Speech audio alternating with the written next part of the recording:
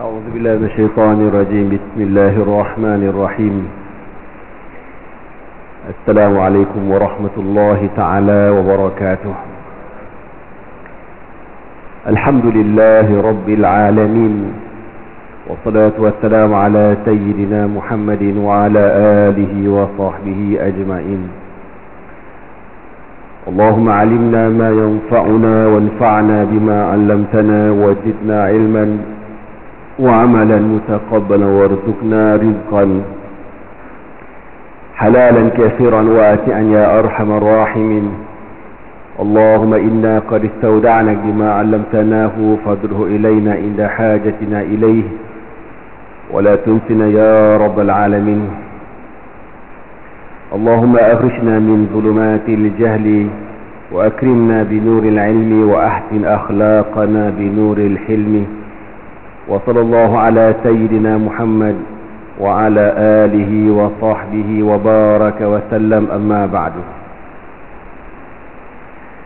Alhamdulillah, bersyukur kita kepada Allah Subhanahu wa taala kerana dengan taufik dan hidayah ini dapat sama-sama kita menunaikan salat maghrib secara berjemaah. InsyaAllah kita akan menyambung kembali kuliah kita pada malam ini. Sebelum itu kita mulakan dahulu dengan bacaan Al-Asma'ul Husna untuk kita mendapat keberkatan daripada nama-nama Allah Subhanahu wa ta'ala insyaAllah. نسألك يا من هو الله الذي لا إله إلا هو الرحمن الرحيم الملك القدوس السلام المؤمن المهيمن العزيز الجبار المتكبر الخالق البارئ المصور الغفار القاهر الوهاب الرزاق الفتاح العليم القابض الباسط الخافض الرافع المعز المذل السميع البصير الحكم العدل اللطيف الخبير الحليم العظيم الغفور الشكور العلي الكبير الحفيظ المقيت الحسيب الجليل الكريم الرقيب المجيب الواسع الحكيم الودود المجيد الباعث الشهيد الحق الوكيل القوي المتين الولي الحميد المحصي المبدئ المعيد المحيي المميت الحي القيوم الواجد الماجد الواحد الأحد الصمد القادر المقتدر المقدم المؤخر الأول الآخر الظاهر الباطن الوالي المتعالي البر التواب المنتقم العفو رؤوف المالك الملك ذو الجلال والإكرام المقسط الجامع الغني المغني المانع الضار النافع النور الهادي البديع الباقي الوارث رشيد الصبور الذي ليس كمثله شيء وهو السميع البصير. اللهم صل أفضل الصلاة على أسعد المخلوقات كسيدنا محمد وعلى آله وصحبه وسلم عدد معلوماتك ومداد كلماتك كلما ذكرك ذاكرون وغفل عن ذكرك الغافلون.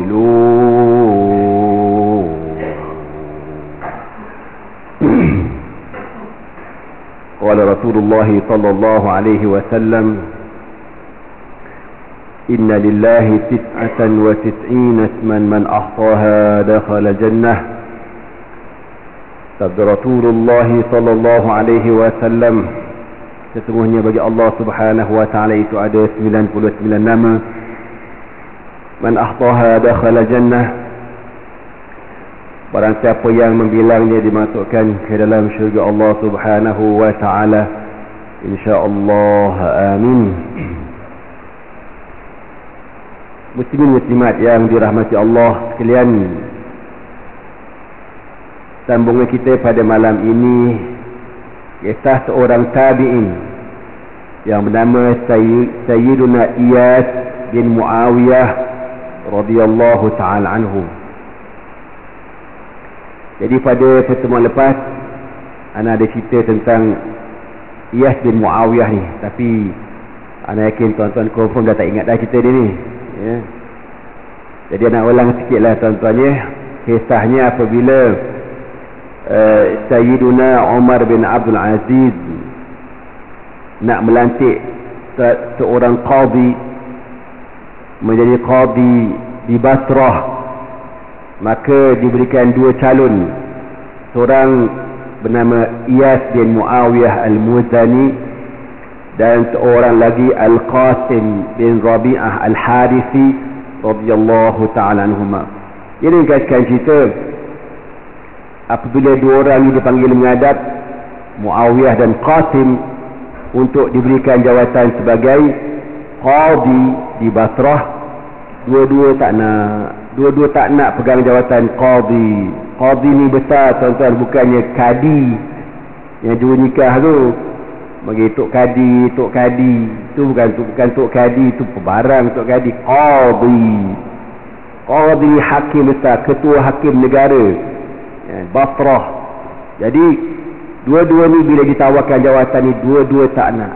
Dua-dua macam-macam bagi alasan. Jadi nak ceritalah balik semula antara alasan yang diorang ni bagi sebab tak nak pegang jawatan.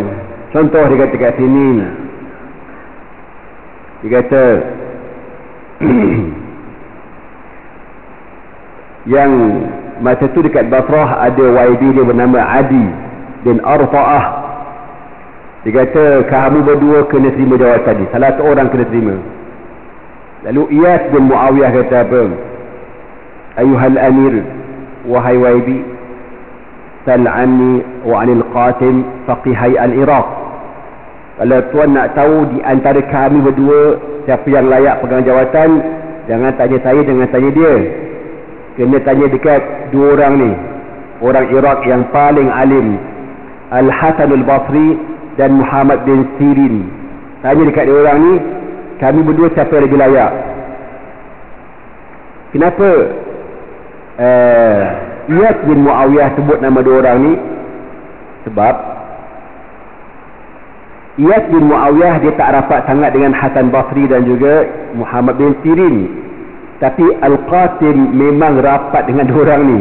Jadi tujuannya, bila YB panggil Hasan Basri dengan Muhammad bin Sirin, tanya siapa yang kau nampak lebih alim, lebih warak, lebih layak antara Muawiyah, antara Iyas bin Muawiyah dan juga Al-Qasim. Confirm dia pilih Al-Qasim. Jadi Al-Qasim ni pandai juga. Bila dia dengar ini nak perkena aku ni, confirm lah nama aku naik. Atau orang dulu kan dia punya tak nak pegang jawatan tuan-tuan, dia punya mengelat, dia punya. Kalau kita bangga lah, aku tak payah, orang kata tak payah orang kita terhegih-hegih, na'udzubillah min zalik. Minta Allah tutup aib kita di dunia dan juga di hari akhirat. Amin. Tuan-tuan hidup kita ni, orang bisnes fitnah, style bisnes, orang pegang jawatan, fitnahnya style pegang jawatan. Orang alim ulama, fitnah dia pun style alim ulama kan. Ingat ulama-ulama tak ada fitnah di kalangan mereka ke? Ada. Contoh Imam Syafi'i kan. Tuan-tuan tahu kan Imam Syafi'i meninggal sebab apa? Imam Syafi'i meninggal dengan sebab kena belasah dengan anak murid Imam Malik. Dia belasah Imam Syafi'i, beremau atas kepala, kena cedera tuan-tuan, sakit berminggu-minggu sampai meninggal dunia. Sebab apa? Diorang kata masa tu Imam Syafi'i dekat Mesir, dia kata apa? kalau dibiarkan Muhammad bin Idris ni hidup, akan terhapus mazhab Maliki. Kan? Imam Syafi'i anak murid Imam Malik, tapi Imam Malik ada anak murid yang kita kata ta'assub lah, senang cerita kan. Dia tak boleh, dia tengok Imam Syafi'i dia bengang aja. Imam Syafi'i tuan-tuan, ketika dia berpindah dekat Mesir, kalau tak silap anak, di Mesir masa tu ada 40 halaqah ilmu, majlis ilmu, 40 ataupun 50. Bila datang Imam Syafi'i, semua majlis ilmu tutup belaka tuan-tuan, tutup belaka. Pakat berkumpul belajar dengan Al-Imam Syafi'i. Manalah orang tak dengki dekat dia, manalah orang tak cemburu dekat dia kan. Jadi benda ni berlaku walaupun orang tu orang alim ke apa ke, datang setan tuan-tuan, memang kerja dia macam tu. Sebab tu orang-orang alim, orang-orang ada ilmu, orang mengajar ni, contoh bila kita mengajar kan, tengok orang tak datang kuliah kita, padan muka kau, jangan salah kau orang, salah ke diri kau lah. Adalah hubungan kau dengan Allah tak betul. Ada orang yang pula dia punya kuliah, ribu kau, kenapa ribu macam tu? Sebab Allah Ta'ala buka hati orang nak dengar kuliah dia belalang. Allah buka hati orang ramai datang nak dengar kuliah ustaz tu. Sebab tu follower dia beribu. Kau janganlah jedet. Kan gitu. Jadi benda ni berlaku. Tapi bagusnya dua orang ulama ni saling tolak menolak, tak nak jawatan. Yang canggih tu dua-dua ni warak belaka. Bila Al-Qasim dengar, main foto nak panggil Hasan Basri dengan Muhammad bin Sirin, lepas tu nak interview orang pasal aku, memang confirm lah aku yang kena. Famakana minhum, bila dia dengar Iyas bin Muawiyah bagi cadangan macam tu, apa kata Al-Qasim? Wahai YB, la tasal ahadan anni wala anhu ya amil, fawallahi alladhi la ilaha illahu inna Iyasan afqahu minni fi dinillah. Al-Qasim kata, kejap YB, saya minta YB jangan dengar cakap Iyas bin Muawiyah, tak payah panggil Hasan Basri, tak payah panggil Muhammad bin Sirin. Kali ni Al-Qasim main kotor padu punya dalam kurungan lah, main kotor dalam kurungan. Dia kata apa? Fawallahi allazi la ilaha illahu. Dia tumpah dengan nama Allah, demi Allah yang tidak ada Tuhan kecuali dia, demi Allah Iyas bin Muawiyah lebih alim daripada aku, dia lebih alim pada aku. Wa a'la bil qada, bukan sekadar alim, bahkan dia boleh selesaikan apa masalah sekalipun, dia boleh settle. Orang dulu kan wara zuhud tawadhu, tak nak jawatan, tak nak. Padahal tuan-tuan jadi qadi Basrah ni masyhur kan, confirm masyhur, kaya. Jangan main-main, fitnah. La ilaha illallah, rezeki halal tapi orang panggil wara zuhud. Lalu apa kata Al-Qasim? Wahai YB, fa in kuntu kadhiban fi qasami hadha fama yahillu laka an tuwaliyani al-qada wa ana aqtarifu al-kadhib. Wahai YB, saya kan dah bersumpah dengan nama Allah tadi, wallahi, demi Allah, kalau saya bohong, saya tak layak jadi qadi. Sebab apa? Saya bohong. Orang bohong mana layak jadi qadi? Tak sah kalau saya bohong kan. Contoh, kalau saya cakap ni tak betul, dan saya dah bersumpah dengan nama Allah, wallahi allazi la ilaha illahu, demi Allah yang tidak Tuhan kecuali dia, sesungguhnya ia tidak alim pada aku. Wahai YB, kalau saya bohong dengan sumpah saya tak layak jadi qadi, sebab saya bohong dengan nama Allah. Wa in kuntu sadiqan, tapi kalau saya cakap ni betul, sumpah saya benar, fala yajuzu laka an ta'dila bai'anil fadhi ila al-mafdul, maka tuan tak boleh nak ambil orang yang ada dua, al-fadil, al-mafdul. Fadil yang lebih bagus, al-mafdul second lah kita kata. Kau ada dua pilihan, baik dengan yang terbaik, kenalah ambil terbaik. Apa pula ambil baik pula kan, kena ambil terbaik.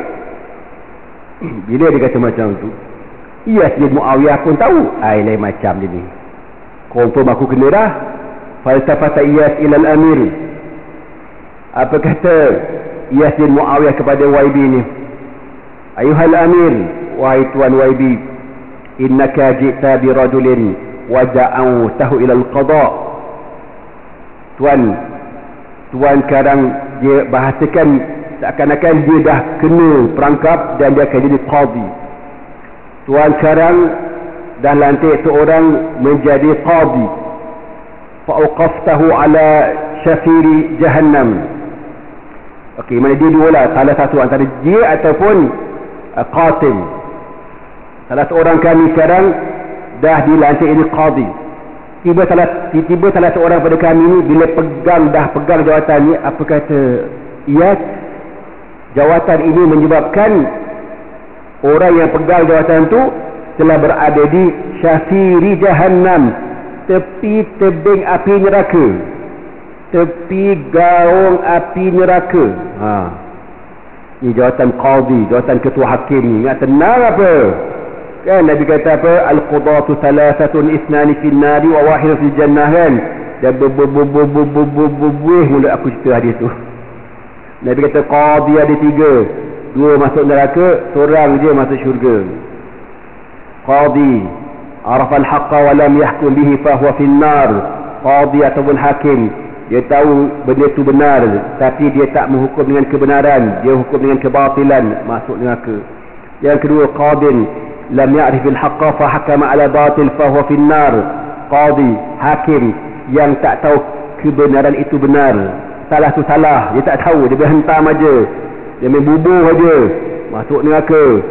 Yang ketiga, qadin arafa al-haqqa fa hakama bihi fa huwa fil jannah. Qadi, hakim yang tahu benar itu benar, salah itu salah, maka dijatuhkan hukuman dengan keadilan, maka dia masuk syurga. Maknanya jadi hakim qadi ni dah sebelah kaki dekat neraka. Fanajja nafsahu minha. Lalu orang ni yang dah berada dekat tepi api neraka, sebelah kaki masuk neraka ni, dia berjaya menyelamatkan diri. Dengan cara apa? Biyaminin kazibatin, dengan dia bersumpah dengan nama Allah tapi dia menipu. Dia nak beritahu kat qasim tu lah. Kan qasim kan bersumpah, demi Allah ia sedia alim padaku, pada dia menipu. Lam yalbas ayat taghfirillah minha wa yanju bi nafsihi mimma yakhaf. Maksudnya apa tuan-tuan? Okey, sekarang ni contohlah segi peratus Al-Qasim lebih berat untuk dijadikan sebagai qadi. Contohlah 90% dia akan jadi qadi. Dia dah susah hati, macam mana aku nak lari? Ada satu cara, menipu dengan bersumpah dengan nama Allah. Wallahi wa tallahi wa billahi bila ia alim padaku, pada dia menipu. Wahai YB, walaupun dia menipu, nanti kalau dia balik rumah, dia istighfar banyak-banyak, dia bayar kafarah sumpah, Allah ampunkan dosa dia. Dia selamat. Yang teruknya aku, sebab aku akan pegang jawatan qadi. Ini ni pandai ngelak ni. Tuan-tuan faham tak izah aku ni? Tengok orang dulu dia punya jawapan pun lain macam tuan-tuan. Fiqah, hukum hakam semua. Dia mengelak tu mengelak dengan hukum fiqah. Jangan main-main. Dia ada cara nak lari ni. Macam contohlah kisah Imam Abu Yusuf. Kisah ni dia bukan macam lari sikit, tapi nak beritahu bagaimana alimnya orang dulu tuan-tuan. Ada beberapa riwayat, mungkin anda pernah cerita. Satu hari zaman dulu, zaman Imam Abu Hanifah, ada seorang budak nama Abu Yusuf, anak yatim. Jadi mak dia ni, bila budak ni bapak dia dah mati, nak tak nak budak ni kena berdikari. Cerita ni dia jauh sikit lari tuan-tuan, tapi adalah benda yang kita nak share nanti. Jauh sikit lari, dia banyak berkait-kait lah. Okey, jadi Abu Yusuf ni, anak yatim ni, mak dia kata engkau kena berdikari, engkau kena kerja. Jadi mak dia ni hantar dia kerja dekat, ada dua riwayat kata kerja dekat tukang jahit baju. Kau kena belajar jahit baju. Ada kata dekat tukang fabar ni buat dye color baju zaman dulu. Jadi Abu Yusuf ni pergilah belajar sama ada jahit baju ataupun buat color baju ni. Di waktu yang sama, berhampiran tempat dia kerja, ada masjid tempat Imam Abu Hanifah mengajar. Dia pun pergi, dia pun seronok duduklah belajar. Tengah-tengah belajar, mak dia buat spot check. Mana budak ni? Pergi dekat tempat kerja tak ada. Mana anakku mana? Anakku mana? So dia kata tak tahulah anak makcik tu hilang ke mana. Kejap ada, kejap tak ada. Melilau cari, dia masuk dalam masjid. Bertuah punya budak, keluar kau! Wah, kau cari duit, kerja kau. Buat apa kat keluar? Dia berambat anak-anak pun keluar. Kerja. Berhari-hari tuan-tuan, anak dia lari tak mau belajar. Satu hari, mungkin Imam Abu Hanifah dah lama tengok benda ni. Mak dia masuk masjid. Mak dia kata, kau ni tak dengar cakap orang tu. Kau ingat kau boleh kaya belajar dekat sini? Kau boleh kaya belajar dengan tu kan? Lalu apa kata Imam Abu Hanifah? Ya Ra'na. Dia kata ya Ra'na. Dia kata ya Mura'atal Ghaba. Kata macam tu. Imam Abu Hanifah marah. Dia kata, wahai perempuan bodoh, anak engkau ni tengah belajar dengan aku cara-cara nak makan makanan mewah di istana raja. Dia panggil faluzaj tuan-tuan, sejenis ala tuan-tuan tahu lah makanan Arab yang manis tu baklava tu kan, bukan merkava kita ke Bani Israel belalang. Ini baklava yang mahal-mahal tu. Itu kalau pergi kat Syria dia timbang kilo ratus, kau harga dia bapak gila mahal tuan-tuan, macam-macam jenis. Memang mahal, orang miskin takkan dapat lah. Apa kata Imam Abu Hanifah? Wahai makcik bodoh, anak engkau ni tengah belajar macam mana cara-cara nak makan halawiyat, manisan diraja. Kau tak tahu ke? Mak dia diam. Ya, nak kau belajar kat sini. Dia kata, Imam Abu Hanifah kata macam tu. Lalu sejak pada hari itu Abu Yusuf ni belajar. Sampailah Imam Abu Hanifah meninggal dunia. Dia jadi orang alim sangat-sangat. Sampai dilantik orang kata anak murid kanan Imam Abu Hanifah. Ditarikan Allah di zaman pemerintahan Khalifah Harun Ar-Rashid. Harun Ar-Rashid ni sah macam mana satu hari dia baran mengamuk. Tengah riwayat kata dia marah ke bini dia. Dia kata, demi Allah, aku akan ceraikan kau malam ini kalau engkau tidur di mana-mana tanah milik aku, mana-mana tanah di bawah pemerintahan aku. Syam ni besar tuan-tuan. Harun Ar-Rashid memerintah Syam masa tu. Kau kalau malam ni kau tidur dekat mana-mana di bawah taklukan aku ceraikan kau. Bila Harun Ar-Rashid dah cakap macam tu, lama dah dia pun terfikir, dia menyesal. Macam mana nak tarik balik ni? Dia dah cakap macam tu. Kejap lagi maghrib, kejap lagi isyak. Kalau bila dia tidur mana-mana kawasan, dekat kawasan dia jatuh cerai ni, dia pun panggillah ulama-ulama untuk selesaikan masalah dia. Kot-kot ada cara kan. Ulama kata tak ada harapan, tak dapat nolong. Khalifah memang tak dapat nolong, confirm jatuh cerai.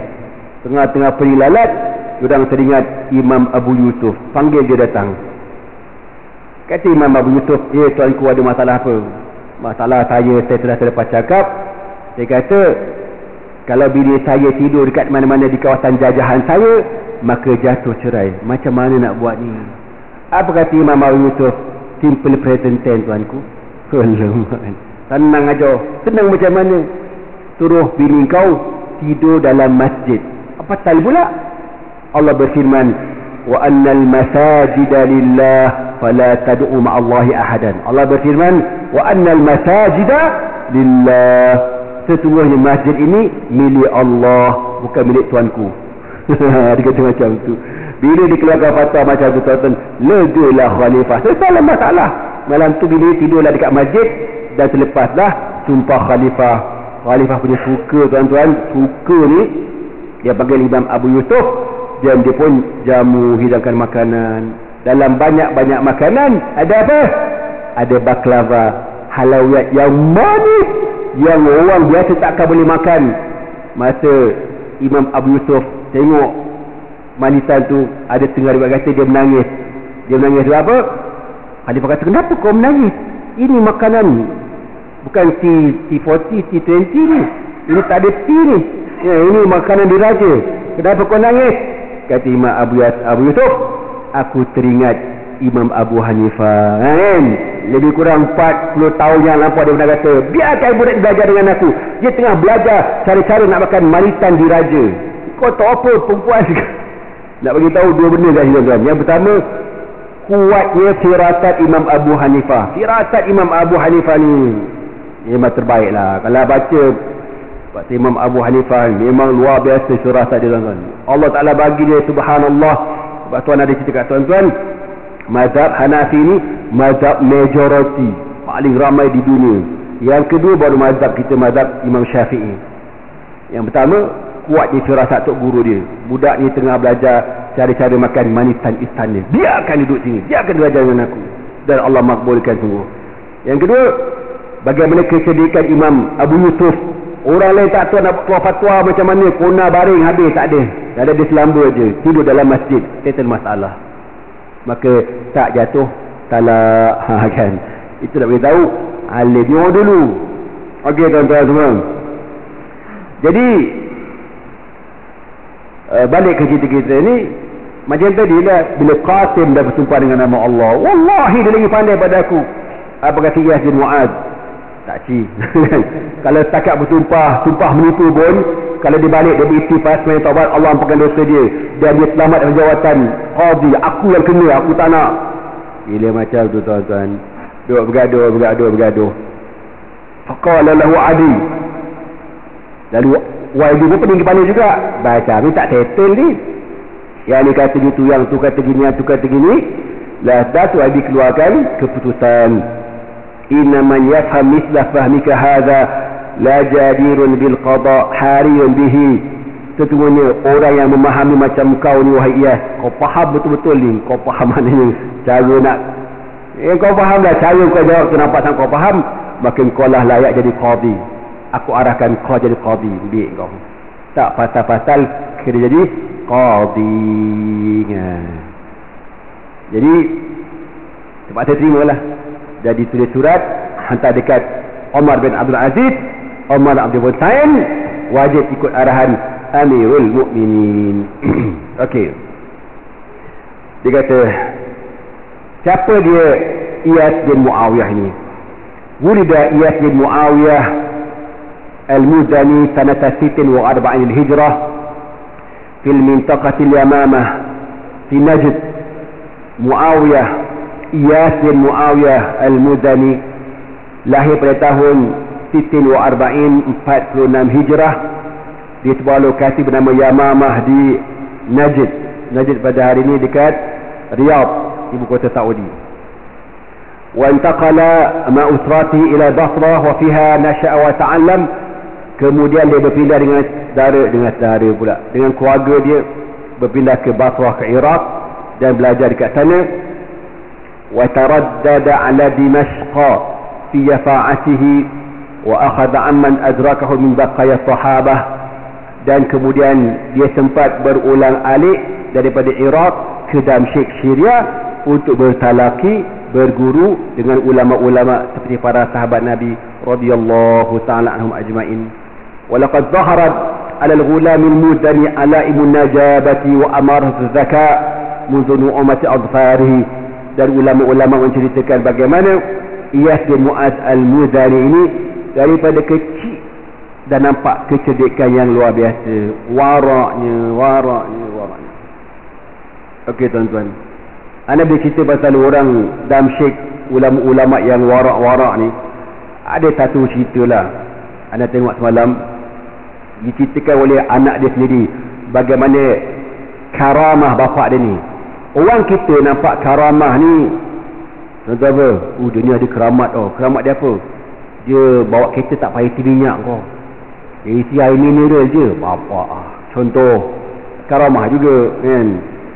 Lagi hujan turun lebat, dia tak basah kau. Dia pakai payung, belalang betul ni. Contohlah. Kita nampak itu karamah. Sebenarnya karamah ni apa tuan-tuan? Al-istiqamah, ainul karamah. Bila kita boleh istiqamah, itulah sebenar-benar karamah. Antara kisah dia cerita pasal bapak dia ni, Syekh ni. Bapak dia kata, wahai anakku, wallahi demi Allah, seingat-ingat abah, dia kata, tak sejak umurnya bapak dia dalam lingkungan 10-11 gitulah. Bapak dia tak pernah tinggal solat jemaah. Tak pernah tinggal solat jemaah dan tahajud. Satu hari, dan bapak dia tahu kalau bapak dia tertinggal solat, contoh tertinggal qiyamul lail ke apa, mesti bapak dia buat dosa dengan Allah. Macam itulah. Tapi dia jaga benda tu. Satu hari tu subuh, tiba-tiba bapak dia terjaga, dengar-dengar orang dah azan subuh. Maknanya apa? Dia telah terlepas qiyamul lail. Bila dia terlepas qiyamul lail, bapak dia bangkit. Bapak ambil wuduk dalam keadaan menangis. Menangis, ya Allah. Orang dulu tak bangkit qiyamul lail satu malam menangis, macam rasa buat dosa besar. Kita tak bangkit tu nak kata macam mana? Kita kata macam tu kan. Dah mengantuk, biarlah. Dia orang ni merasa macam ada salah besar dengan Allah. Lalu dia pun pergi ke masjid, tuan-tuan, ambil wuduk dalam keadaan menangis.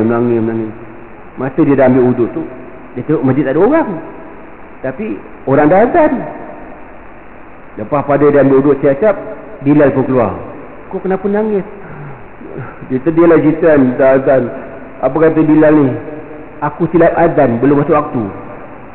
Belum masuk waktu, bang. Silap azan. Nak bagi tahu apa dia? Allah pelihara dia tetap boleh buat qiyamul lail. Tengok orang dulu kan. Tahulah. Kita ni kan, contoh macam saya lah. Tuan-tuan tak boleh lah contoh macam saya kan. Aku ni dosa banyak, amalan tak ada. Ada tak cara nak jadi orang baik? InsyaAllah ada. Caranya apa? Sayang orang alim, tu je. Macam mana ni, sana dah tak ada cara lain untuk jadi orang baik kan. Amalan tak cukup, sembahyang lintang pukang, semua lintang pukang. Tapi satu je nak harap, satu je itu harap Allah terima lah. Apa dia? Uhibbu salihina walastu minhum. Saya sayang pada orang alim walaupun saya bukan di kalangan mereka. Itu je lah. Hati kita ni sayang betul dengan ulama-ulama. Sayang sangat ulama kan. Sangat sayang. Itu je lah. Kot kalau benda tu boleh menyelamatkan saya, harap-harapnya saya selamatlah besok di hari akhirat, insya-Allah. Amin. Sebab apa?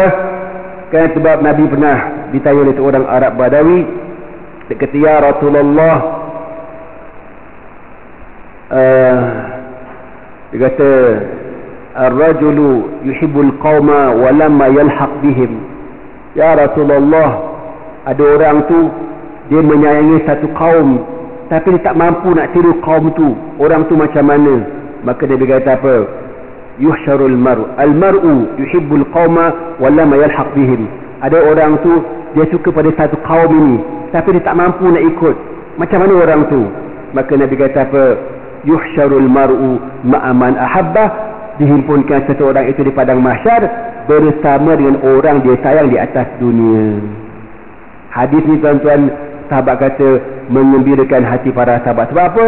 Nabi kata cukup kau sayang orang alim, kau dah layak untuk bersama mereka di hari akhirat. Harap-harap anak dari kita semua termasuk, insya-Allah. Amin. Kan benda tu senang je. Mana sayang ni senang dalam hati kan. Sayang orang alim, sayang sungguh. Dapatlah kita berhimpun dengan mereka di padang mahsyar. Harap amalan kita memang hidup oleh balik ke cerita kita. Itu tuan-tuan tentang bagaimana Iyas bin Muawiyah berulang alik daripada Basrah ke Damsyik untuk bertalaqi dengan ulama-ulama dekat sana. Ruya anhu annahu kana yata'allam fil hitab fi kutabin li rajulin yahudi. Ini ada cerita kat tuan-tuan, mungkin tuan-tuan ingat atau punya, tak boleh kita ulang balik cerita ni. Antara kisahnya ketika dia masa kecil-kecil, dia belajar matematik dengan seorang Yahudi dekat Damsyik. Jadi cikgu matematik. Satu hari bila habis kelas tu dia dengar cikgu matematik ni, Yahudi ni, duk bertembang dengan geng Yahudi lain dan mengata tentang orang Islam. Apa kata Yahudi ni, cikgu matematik kata apa? Ala ta'jabuna lil muslimin fahum yad'umuna annahum ya'kuluna fil jannati wa la yataghawatun. Yahudi dia kata, aku pelik lah orang Islam ni cakap benda tak logik. Apa dia? Dia kata bila dia orang masuk syurga besok, dia orang makan macam-macam dekat syurga tapi tak berak. Logik ke? Buat kelakar lah dia orang ni. Langsung tak logik kan? Jadi bergelak apa benda lah, cerita apa ni, dah makan banyak tak berak, dia gelak. Falsafata ilahi Iyas. Maka Iyas bin Muawiyah pun tengok muka guru dia tu. Dia kata, ata'zanu li ya mu'allim bil kalam fima takhuduna fih. Cikgu, boleh tak saya nak menyampuk sikit cikgu? Cikgu kata, boleh. Qala al-fata, kata Iyas bin Muawiyah, saya nak tanya kat cikgu, akullu ma yukal fi dunya yakhruj gha'itan. Kita atas dunia ni, adakah semua benda kita makan keluar tahi belaka, sebuah tahi belaka? Sorry tuan-tuan, adakah semua benda kita makan jadi najis belaka?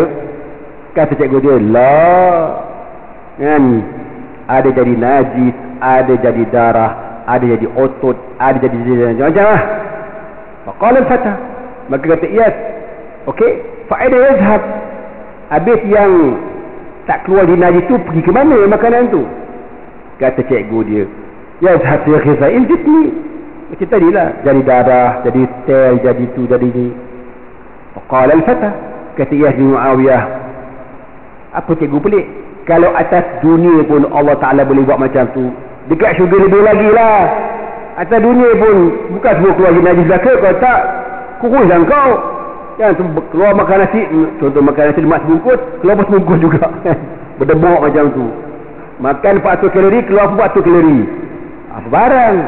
Nganga cikgu dia, biar betul budak di bapak cerdik. Jangan main aku. Kan, tu contoh cerdiknya Iyas bin Muawiyah al-Mudani radhiyallahu ta'ala anhu. Antara yang Allah Ta'ala bagi kecerdikan sejak kecil, Imam Syafi'i. Cerdik, ya Allah, cerdik sungguh Imam Syafi'i ini. Bayangkan umur 15 tahun dah dibenarkan oleh tok guru dia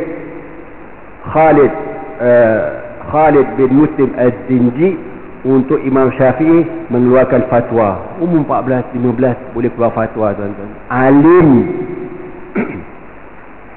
Fa'alwa qal faqad ruya annahu dakhala Dimashq wa huwa ma yazalu ghulam. Okey, antara kecerdikan dia kata dekat sini,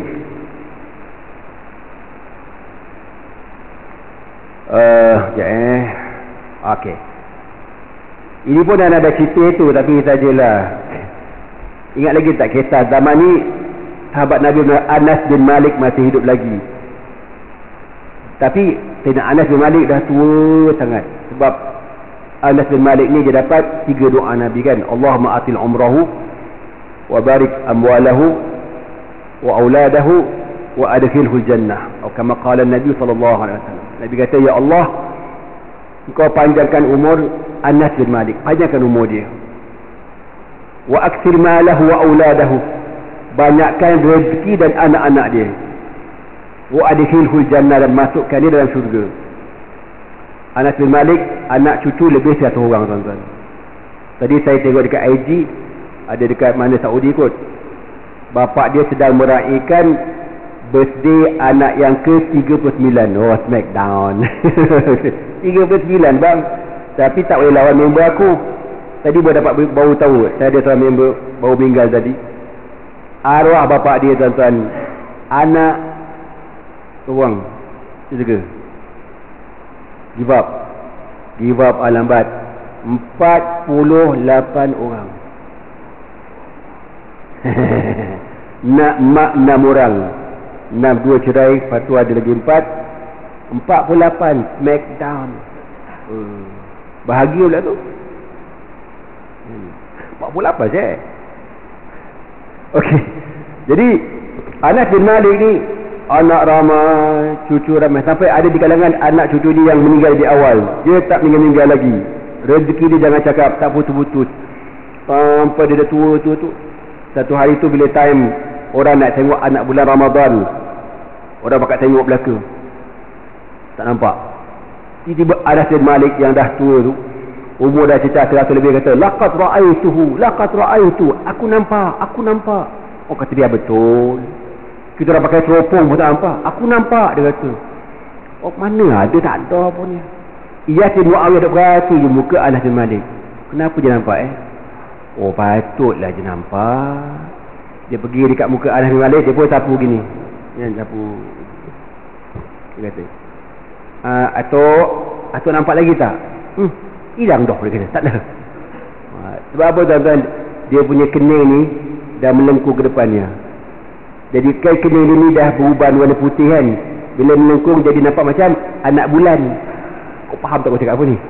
Ni kening ni bila dah melengkung kan, dia melengkung halus. Anak bulan kan warna putih halus kan. Jadi dia kata, aku nampak. Memang nampak lah kening dia seorang je nampak. Orang tak nampak. Jadi Iyas bin Muawiyah faham. Oh, patutlah dia nampak. Jadi sapu kening tu, hilang anak bulan. Okeylah. Antara kecerdikan Iyas bin Muawiyah, qal wa dhalika ma ruya anna duhqanan ata majlisahu faqal. Satu hari ada seorang duhqan ni, kita kata ketua kampung lah, dia datang tadi nak test Iyas bin Muawiyah. Dia kata, ma taqulu fil muskir? Wahai Iyas, aku nak tanya kau pasal minuman yang memabukkan. Apa hukumnya? Kata Iyas, haram. Dia pun tanya, wa ma wajhu hurmatihi? Kenapa haram pula? Wa huwa la yazidu an kaunihi samaran wa ma'an huliya 'ala an-nar.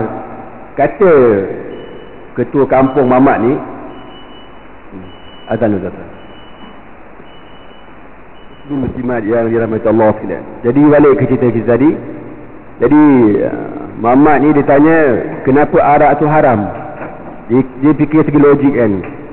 Dia kata, arak ni ada benda je pun, air campur dengan buah-buahan, lepas tu diproses, lepas tu kau kata haram. Kenapa pula? Wa kullu zalika mubahun la syai'a fihi. Kalau pergi logik kan, arak ni asalnya apa tuan-tuan? Buah-buahan yang diperam dengan air, lepas tu jadi minuman. Apa tak mabuk pula? Kan? Dia tanya. Lalu apa kata Iyas bin Muawiyah? Afaragta min qawlika am baqiya ladayka ma taquluhu? Tuan dah habis dah? Ke ada lagi nak beritahu kat saya? Tak ada, tu aja. Aku tak puas hati kenapa arak tu haram, sedangkan arak tu hanya buah-buahan yang diperam dengan air, lepas tu kau kata mabuk, haram. Okey, dia kata gini. Dia pun tanya, saya nak tanya dekat tuan, lau akhadtu kaffan min ma'in wa darabtuka bihi akana yuji'uka. Dia tanya soalan lah, perumpamaan. Kalau saya ambil air, ni air ni kan, ambil air, letak kat tapak tangan gini, saya balik kat muka tuan, perpeng gitu, sakit tak?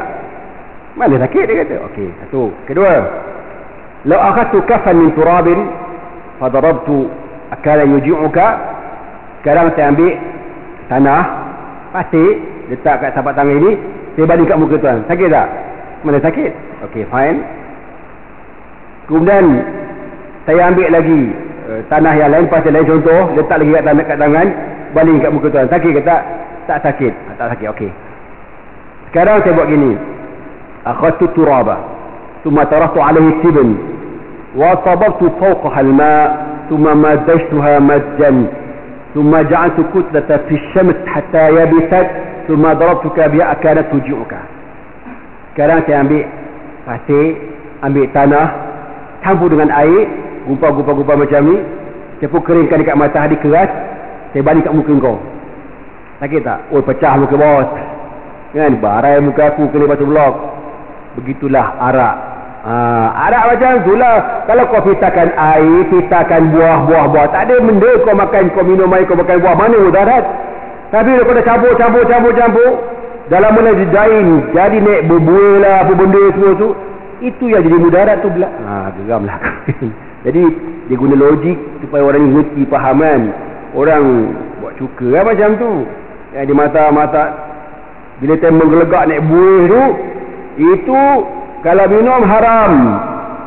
Masa tu dia tengah naik dia punya buih, mabuk dia tu. Tapi kalau dia dah hilang buih tu, jadi halal balik pula. Itu kalau orang proses buat cuka. Dulu ada guru anak dekat Kemaman dulu, dia bagi tahu cara proses buat cuka.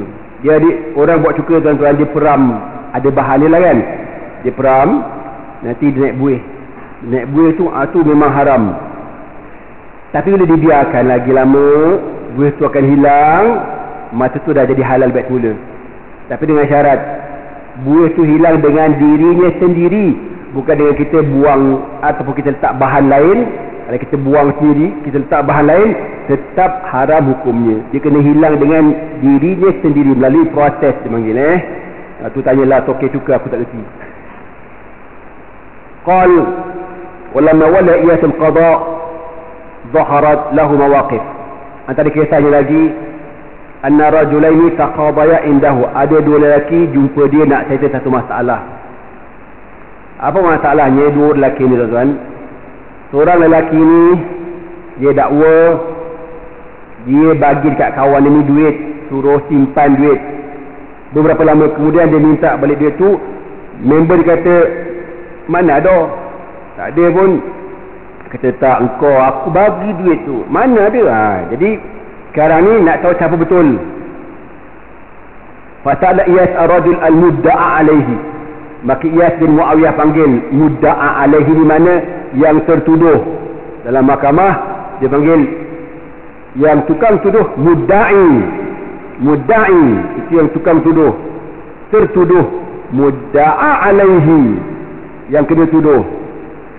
Dia bertanya, betul tak kau mengaku tak kawan kau ni dakwa dia ada bagi duit dekat engkau, suruh simpan, tapi kau tak ngaku? Dia kata, mana ada? Mana ada bukti? Ada bukti. Ada bukti. Kan? In kanat li sahib bayyinatun falyati biha. Kalau dia kata dia bagi duit kat aku okey je, tapi ada bukti ke? Bukti pun tak ada. Zaman dulu bang, bukan senang kan nak main CCTV ke kamera ke biadar apa, mana ada bukti. Waktu lupa kadang main cowboy je, dia main cari-cari macam tu je. Kalau dia tak ada bukti, mana boleh tuduh aku macam ni? Falamma khafa Iyas ayakula rajul mal biyaminihi faltafata ila al-mudi'i wa qala, Iyas bin Muawiyah fikir gini, Muhammad ni kalau aku biarkan dia tak ngaku, kalau betul dia ambil duit, memang confirm dia makan duit haram. Bagusnya qadi ni tuan-tuan, dia nak selamatkan juga orang ni supaya jangan makan duit haram. Dia pun tanya dekat pendakwa ni lah, kawan yang kata dia bagi duit ni. Fi ayyi makan awda'tahu al-mal. Tuan ingat tak masa tuan bagi duit dekat dia ni, tuan bagi dekat mana, ingat tak? Dia kata ingat. Fi makan kaza wa kaza. Dia sebutlah tempat tu. Wa madha yujad fi dhalika al-makan? Kata Qadi Iyas bin Muawiyah, tempat tu ada apa? Yang tuan ingatlah, kawasan tu ada apa? Dia kata tempat tu masa tu syajaratun kabiratun jalasna tahtaha. Ada pokok besar, saya dengan dia duduk kat situ, kami makan-makan, lepas makan saya bagi duit kat dia. Aku ada musafir nak pergi jauh ni, yang jadi duit aku ni minta kau tolong simpankan. Walamma hamamna bil insiraf dafa'tu ilaihi al-mal. Aku bagi duit dekat dia. Faqala Iyas, kata Iyas, macam kau dengar tak kalau kau cakap, kau mengaku tak? Mana ada?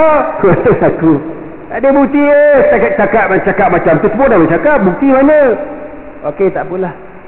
Apa kata Iyas bin Muawiyah? Intalik ila al-makan alladhi fihi syajarah. Kalau macam tu gini, tuan pergi balik tempat lokasi yang tuan kata tuan bagi duit kat dia tu, yang ada pokok tu, pergi balik kat situ.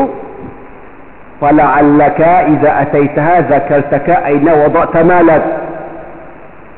Mungkin tuan silap kot.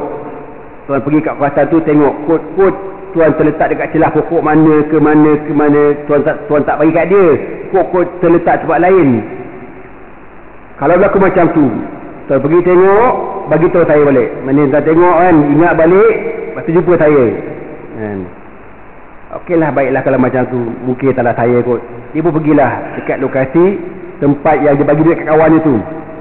Fantalaka rajul ila al-makan wa qala Iyas al-mudda' alaihi ijlis ila an yaji'a sahibuka fajalas. Jadi orang tu pun keluar, pergi dekat lokasi yang Dia bagi duit kat kawan dia. Yang kedua tuduh ni tak boleh lari, duduk dalam mahkamah. Awak ke tepi, saya nak settle kes lain, ada kes lain ni. Cuma tafata Iyas ila man indahu minal mutaqadin wa tafiqa yaqdi bainahum. Jadi Iyas bin Muawiyah pun duk jatuh niah, duk bincang orang yang ada kes yang lain lah. Tapi di waktu yang sama dia tengok je mamak tu. Mamak tu kata, mana tu? Aku tak pernah sampai buat tempat tu. Aku pandai-pandai, mana tak ada. Dia pun duk ni lah, setera kes ni. Dia pun tengok orang mamak ni. Hatta ra'ahu idza sakana wasma'anna waltafata ilaihi badarahu qailan. Lama-lama lebih kurang setengah jam. Dia pun tanya dekat mamak ni, atuqaddiru anna sahibaka qad balagha al-mawdi' alladhi awda'aka fihi al-mal? Dia kata, tuan, kata lambat sangat orang tu. Agak-agak dia dah sampai belum kat tempat tu, tempat yang dia bagi tuan duit tu. Mamak tu kata apa tahu? Jauh lagi katanya. Dia kata betul. Tempat tu rasa jauh lagi. Bukan dekat-dekat tempat tu. Apa kata Yas? Natemu. Oh, maknanya kau tahu lah tempat tu, mana kau ada mana duit tadi kat kau? Bergelau. Oh, member. Kena perangkat offside tuan-tuan. Tuan-tuan faham tak cerita aku ni? Yang waktu tu tengah leka kan. Dia pun kepala pun tengah dengong. Ya tanya, mana member lama sangat? Dah sampai ke belum? Tak sampai lagi, jauh lagi tu. Tak ngaku. Kadang baru kau tahu lah. Kakak dah kena. Maknanya cara dia perkara tu dengan cara perangkap offside. Kan tu ya. Dalam dia pun mengaku. Dia kata betul. Memang saya ada terima duit tu, tapi saya tak mengaku. Tuan contoh sebiknya dia antara kereta lagi dekat sini. Dulu dia cerita macam-macam tuan-tuan. Sama juga dia kata kat sini ada seorang ni qal anna rajulani khafama fi qatifataini. Ada dua lelaki duk bergaduh tentang dua helai pakaian. Yang seorang lelaki ni dia dibawa selendang warna hijau. Dia pun letak selendang tu tepi tebing sungai. Dia pun turun mandi. Datang seorang lagi bawa selendang warna merah, letak dekat tepi tebing. Dia turun mandi. Faqala al-mudda'i, kata owner selendang warna hijau, aku pun turun mandi. Wa kharaja qabli falabisa thiyabahu wa akhadha qatifati fa alqaha ala ra'si wa katifai wa madha biha. Dia kata bila aku nak keluar pada tempat mandi tu, tengok-tengok selendang hijau aku hilang. Yang ada selendang merah. Aku punya bukan merah, aku punya hijau. Confirm mamak ni yang ambil. Mamak yang tuan kepada selendang merah ni. Dia kata tak, aku punya warna hijau. Aku punya lah, aku punya. Pasal mungkin selendang warna hijau tu lagi baru kan. Faqala Iyas, ma taqul? Kau apa cerita? Dia kata, selendang hijau saya punya lah. Memang saya punya. Bukan kau warna merah. Tak, saya punya warna hijau. Duk bergaduh macam tu. Apa kata Iyas? Ginilah. Ambil sikat rambut. Sikat rambut. Bagi sikat. Famashaqa sya'ra ra'si rajulaini fa kharaja min ra'si ahadihima daghabun ahmar min nusari sufil qatifah wa kharaja min ra'si al-akhar daghabun ahdar faqada bil qatifati al-hamra li sahibihi wa qatifati al-khadra li sahibihi. Dia berkata kau berdua sini. Dia pun sikat rambut dua-dua orang ni. Yang seorang ni sikat rambut, sikat. Saya duduk kat rambut dia tuan-tuan, keluar orang kata apa, macam kita pakai baju lama gini kan, kaki lama kan. Jadi ada benang-benang lama tu melekat kat kepala dia warna hijau. Keluar warna hijau. Yang orang yang rembat ni, yang owner selendang warna merah, dia sikat rambut, keluar benang warna merah. Ni apa cerita ni? Kepala kau ada benang warna merah. Sekejap bila pula selendang kau warna hijau, kepala kau ada benang warna merah. Confirm kau rembat. Kau tengok cerdik tak cerdik. Cara orang dulu settlekan masalah. Nabi cerita gini teringat pasal Imam Abu Hanifah. Imam Abu Hanifah ni, orang tanya soalan tuan-tuan, kadang-kadang bukan soalan fiqah pun, soalan tak apa. Sekali Imam Abu Hanifah ni tengah mengajar. Biasalah orang tanya soalan-soalan. Sekali ada orang ni masuk, wahai Syekh, ada soalan ni apa dia? Saya nak tanya, keldai saya hilang, nak cari macam mana? Allah. Keldai hilang kau tanya Imam Abu Hanifah. Keldai hilang kau pergi report balik polis lah. Dia kata aku tanya aku buat apa? Dia kata aku tak percaya balik polis, aku tak percaya. Aku percaya kau juga. Kata Imam Abu Hanifah, kau tanya masalah fiqh lah. Aku tak kira. Aku tahu kau orang alim, kau terer, kau boleh sertai semua masalah. Macam mana nak cik keldai aku hilang? Okey, kalau kau nak dengar fatwa aku, kata Imam Abu Hanifah, kau balik rumah minum minyak tanah, minyak gas. Mamak ni cakap banyak tak? Dia kata, tok guru kata macam tu, dia buat lah. Dia pun balik tetap minum minyak gas. Minum minyak tanah tak mati tau. Tak cari minum lah. Paling-paling pun sakit perut dah. Dia minum. Sakit perut. Sakit perut nak terlerak. Dia pun berlari keluar tuan-tuan dari rumah dia. Nak cari dulu jamban bukan macam sekarang. Dulu jamban dalam rumah. Dulu jamban kau kena pergi kat sungai. Dia berlari tuan-tuan pergi berak. Tengah berlari tu jumpa keldai dia. Jumpa keldai yang hilang. Kan aku dah kata Imam Abu Hanifah dia boleh settle masalah kau. Ada orang ni macam tadi dekat kan, orang tanya hukum-hukum, tuan, ya, saya hilang barang tuan, puas saya cari tak jumpa juga. Betul tak jumpa? Betul tak jumpa. Sembahyang 2 rakaat. Dia angkat tadi, Allahu Akbar. Oh iya dah. Itu confirm bukan dia, aku pun sama kan. Jangan cakap banyak lah, kita pun sama lah. Kita puas kat mana sih ha?